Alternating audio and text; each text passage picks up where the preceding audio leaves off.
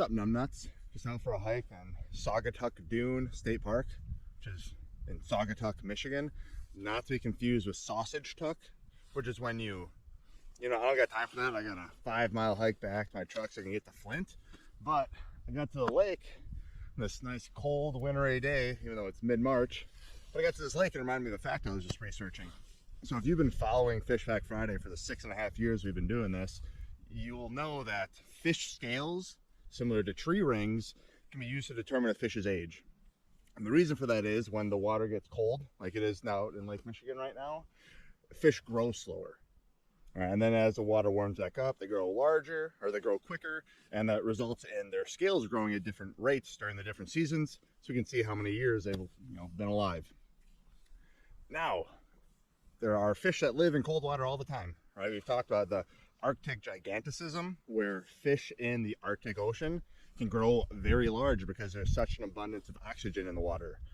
The caveat there, though, is they grow slower, right? Because the water's colder, they grow slower, just like the fish out in Lake Michigan do. Scientists recently, they've never done a study on this before, but they recently took some of those fish, similar fish species, right? Because it doesn't matter if it's the same exact species, but generally a similar species will grow slower in cold water, faster in warm water. If you take a bass from northern Wisconsin compared to Texas, it might be a slightly different subset of the species, but they're similar enough that their growth rates will change. If you move one of those Texas bass up north, they're going to grow slower. If you move one of those Wisconsin bass down south, they're going to grow faster.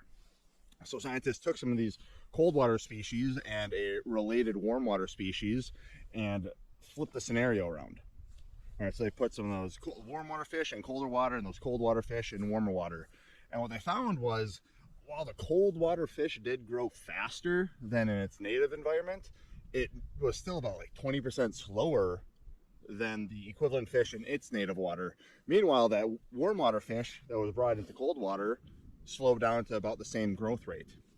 So they're not really sure why this is. I think it's something with how they convert their energy and everything they eat into stored proteins that results in a permanent change in how their bodies operate. That even when you move them from that cold water into a warm water environment, they're not growing nearly as fast as their counterpart species in a warm water environment.